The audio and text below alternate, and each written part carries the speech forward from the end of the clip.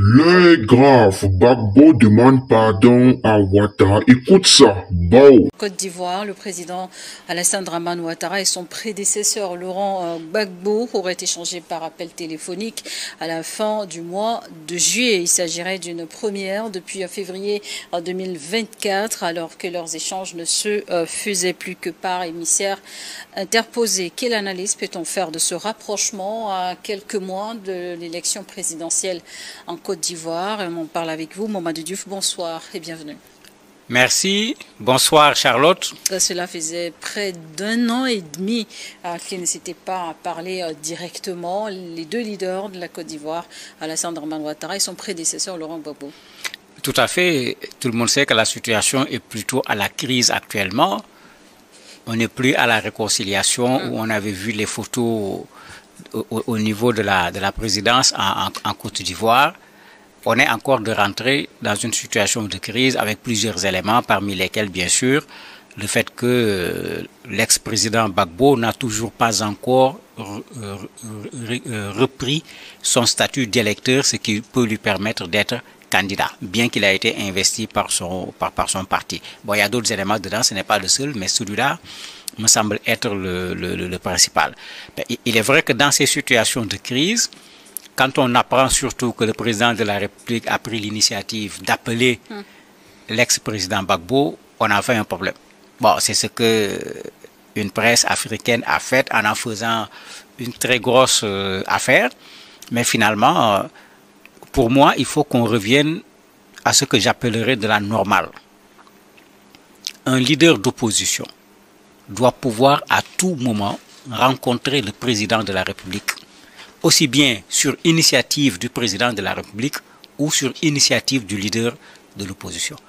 Et il faut qu'on arrête de vouloir toujours chercher dedans de la corruption, de l'argent qu'on a donné. Quand des gens disent qu'ils veulent l'intérêt d'un pays, on ne peut pas aller dans le sens de l'intérêt d'un pays sans pour autant qu'il y ait des contacts de façon assez régulière même sur des questions nationales. Donc il faut qu'on arrête d'en faire un problème. Et c'est cette atmosphère qui fait qu'un coup de téléphone devient comme un événement, alors que ça devrait être quelque chose de tout à fait normal entre d'abord un président de la République et un ancien président de la République qui est actuellement dans une posture d'opposition. Mais on est tellement habitué à d'autres situations que vous voyez, ça devient un événement alors que ça devrait être plutôt quelque chose de banal. Et après des mois de suspense, le président Alassane Dramane Ouattara a finalement déclaré sa candidature à la présidentielle d'octobre prochain, tandis que, comme vous le disiez, Laurent Gbagbo, lui, reste exclu de la liste électorale. À l'heure actuelle, comment décrire la relation, ou sinon les relations existantes entre les deux hommes? À la limite, on est retourné, si je peux l'appeler ainsi, à la case de départ en inversant les rôles. On se rappelle, il fut un temps, c'est Alassane Ouattara qui voulait être candidat. C'est l'ex-président Gbagbo qui l'empêchait d'être candidat et qui disait que ce n'est pas une affaire politique, c'est une affaire juridique. Qu'on respecte la Constitution, qu'on respecte la loi. Aujourd'hui, les choses se sont inversées. Donc cette même situation de crise qu'on avait vécue et qui a mené la Côte d'Ivoire à la catastrophe, parce que ça ne peut pas s'appeler autrement, on est en train de revivre la même situation de crise avec les mêmes personnes sur le même problème, le refus de la candidature de quelqu'un. C'est vrai qu'il y a une différence ici puisque l'ex-président Gbagbo a été condamné. Ouattara n'avait pas été condamné. On posait le problème de sa nationalité. Mais d'un point de vue politique, le fond est exactement le même. Empêcher à quelqu'un d'être candidat. Alors que on voit ce que ça donne en Afrique. On vient de le voir tout récemment au Cameroun. On a tenté de le faire au Sénégal, ça n'a pas marché. On l'a fait au Gabon avec des critères gabonais, de père et de mère gabonais, de femmes gabonaises, de naissance, je ne sais pas quoi et quoi. Ce n'est pas là-bas seulement. On l'a vu vraiment dans beaucoup de pays. Et ça dérange véritablement la compétition politique. Ce n'est pas seulement les règles écrites, mais c'est l'éthique également qui l'accompagne. Quand l'éthique n'est pas là, même quand vous gagnez des élections, votre victoire est un problème. Et c'est pourquoi on voit quelqu'un gagner des élections et les gens sortent dans la rue pour contester, non pas que le résultat dans les urnes a été faussé, mais c'est que le résultat dans les urnes a été préfabriqué en empêchant à certains d'être candidats, en empêchant à d'autres de pouvoir faire campagne comme il se doit, etc. De sorte que quand on voit le résultat dans les urnes, même s'il est vrai, on ne l'a pas faussé au niveau des urnes, mais on l'a faussé avant les urnes. Mais il faut qu'on arrête. En Afrique, à chaque fois qu'on dit élection, actuellement, on appelle les Ivoiriens à l'apaisement, on appelle les Ivoiriens à des élections pacifiques. Mais des élections violentes, ça n'existe pas. Quand l'élection a été conçue, ça a été conçu comme un moyen pacifique qui permet à un peuple de choisir son leader à travers des élections. C'est ça que ça signifie. S'il y a autre chose, on l'a ajouté dedans. Ça n'en fait pas partie. Et quelle est l'importance symbolique ou politique d'un appel téléphonique entre ces deux figures historiques de la scène politique ivoirienne? Est-ce que cela signifie quelque chose pour la stabilité politique de la Côte d'Ivoire? Mais il y a deux choses dedans. La première chose, on a beau ne pas aimer Ouattara pour plusieurs raisons. Ce monsieur-là, c'est un vrai éléphant politique. Puisque dans ces situations de crise, il aurait pu se mettre dans la crispation. Mais il appelle qui il a appelé, parce que ça, on ne nous l'a pas dit précisément. La presse est allée plutôt dans le sens de l'opposant. Est-ce qu'il a appelé l'opposant ou il a appelé l'ancien président? Puisque vous voyez que les deux choses ne sont pas les mêmes, bien que ça se retrouve chez la même personne.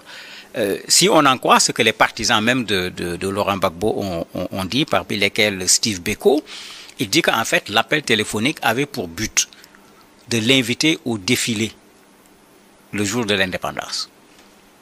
Lui, par exemple, il banalise tout en disant que ce n'est pas la première fois.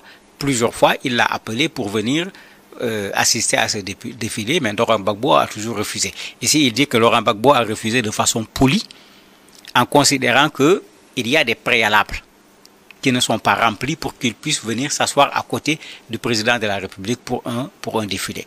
Mais quand on le regarde sous cet angle, c'est comme si c'est quelque chose d'habituel de la part du président Ouattara et qui continue de le faire malgré la situation de crise et la situation qui est une situation tendue.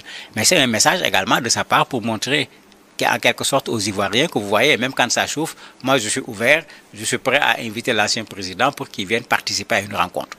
On peut le regarder d'une autre manière. Est-ce qu'il veut trouver un deal avec l'ancien président Gbagbo?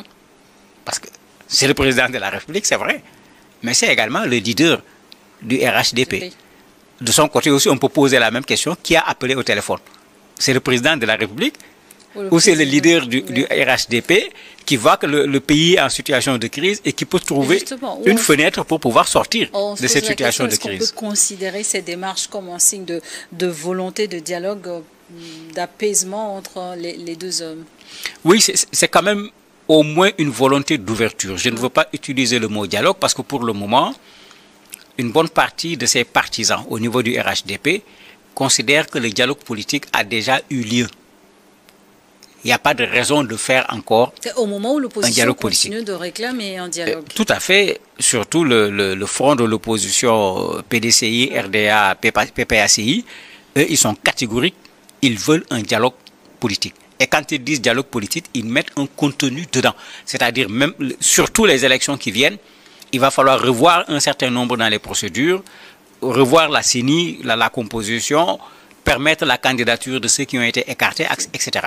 Donc, ils ne disent pas dialogue politique seulement, ils mettent un contenu dedans. L'autre problème qui se pose, c'est qu'il y a un dialogue qui est en train de se dérouler. Est-ce qu'il faut l'appeler dialogue politique? Parce que vous avez le CAP Côte d'Ivoire qui rencontre le RHDP. Pas plus tard que hier, le 5, ils se sont également rencontrés. C'est Blé Goudé qui est venu diriger la délégation du CAP. Ils sont en train de mettre en place une sorte de commission technique pour un dialogue politique. Mais l'opposition, finalement, si vous voyez, c'est comme il y a une division sur les approches. Ici, on dit non, en voulant des préalables, des conditions. Ici, on est déjà dans le dialogue. Alors que le PDCI RDA est membre de CAP Côte d'Ivoire. Le PPACI n'est pas membre de CAP Côte d'Ivoire. La première rencontre déjà, le PDCI avait boycotté cette rencontre-là. Mais on est même en face d'une opposition qui est en train de se diviser sur la stratégie, alors qu'on est à quelques mois des élections. Et quelle implication cela pourrait-il avoir sur l'unité nationale, la réconciliation en Côte d'Ivoire, surtout dans un contexte préélectoral? Ce qui aurait été intéressant pour la Côte d'Ivoire, c'est que les gens comprennent que des élections, elles sont faites pour permettre à un pays de maintenir un cap conformément à la loi quand on est satisfait d'un candidat président, ou bien de changer de cap quand on n'est pas satisfait d'un président. Quand je dis satisfait, c'est le bilan, je ne parle pas de l'individu. Mais si vous regardez ce qui se passe de plus en plus, on oublie cet aspect bilan quand on parle politique. On oublie au niveau de l'opposition de présenter le projet qu'on a pour le pays. On est dans des critiques plutôt crypto-personnelles, on attaque les personnes et finalement ça ne nous donne absolument rien, ça crée de la crispation de façon inutile au niveau de l'espace politique. Mais si on veut que ça fasse avancer un pays, mais il y a un débat sur l'économie qu'il faut mener dans nos pays. Et il serait intéressant qu'on voit ceux du pouvoir, ceux de l'opposition, même de la société civile, s'asseoir sur ce débat. La question de la monnaie, il faut en parler. La question de la souveraineté monétaire, il faut en parler. La question de la souveraineté politique, il faut en parler, mais non pas en agression, non pas en invective, mais en s'asseyant sur une table, en posant un débat serein, clair, qui permet aux Ivoiriens de voir où se trouve ce qu'il y a de plus pertinent pour la Côte d'Ivoire, pour que maintenant, quand on va choisir un candidat, que le candidat soit choisi, non pas parce qu'il est de telle région, ou bien parce qu'il est mon cousin, mais parce qu'il m'a démontré que c'est lui qui a le meilleur projet pour la Côte d'Ivoire. On est malheureusement loin de ce genre de choses, alors que les élections, c'était ça. C'est pourquoi on parle d'un rendez-vous entre un homme et son peuple. Et Laurent Gbagbo, vous l'avez mentionné, fait partie d'une alliance de l'opposition. Alors cet appel téléphonique pourrait changer quelque chose sur la dynamique politique au sein des alliances, notamment celle à laquelle appartient Laurent Gbagbo? Il paraît que quand un politicien parle, il faut toujours chercher ce qu'il n'a pas dit. Est-ce que l'alliance Gbagbo-Thiam est en train d'être considérée comme une alliance qui peut être toxique pour le RHDP? Raison pour laquelle le parti RHDP s'approche du Cap Côte d'Ivoire, où se trouve Simon, Afi-N'Guessan, Blé Goudé, etc. Et en même temps, de l'autre côté, Ouattara qui appelle Gbagbo pour peut-être créer le doute. Qu'on dise, mais attends, ces gens-là, c'est pas clair, est-ce qu'il n'y a pas un deal entre eux, ce qui rendrait Thiam méfiant par rapport... Mais, malheureusement, on fait l'essentiel de notre politique sur cette base-là. Essayer de mettre des bâtons dans les roues de quelqu'un, manigancer quelque chose contre une personne, au lieu de laisser les personnes venir se présenter leur projet, que les gens jugent de l'éthique même de la personne pour choisir qui va être président. Mais il y a tous ces éléments qu'on est obligé de prendre en compte quand on fait une analyse aujourd'hui de la situation au niveau de la Côte d'Ivoire, parce que, quoi qu'on dise, Ouattara a clairement déclaré aujourd'hui sa candidature. Ce qu'il veut, c'est gagner les élections. Je suis vraiment étonné de voir ce genre de post disant que Gbagbo demande pardon à Ouattara. En tout cas, nous sommes déjà dans l'actualité de la Côte d'Ivoire. Nous sommes détachés un peu du 237 parce que c'était un peu bête là. Donc, il faudrait déjà que la chaîne Rap Chocolat Fleur TV voltige un peu même pendant même 4 mois déjà. On se dit à la prochaine et je tiens à vous rappeler que Rap Chocolat Fleur TV est partout, dans toute l'Afrique centrale, dans toute l'Afrique de l'Ouest et dans tous les pays de l'Hexagone. Alors, c'est là qui tarde déjà. Je suis là dans l'actualité de l'AES, l'actualité du Burkina et l'actualité même de la Côte d'Ivoire. On se dit à la prochaine. Hasta la vista, baby. Bisous là-bas, les gars. Bon.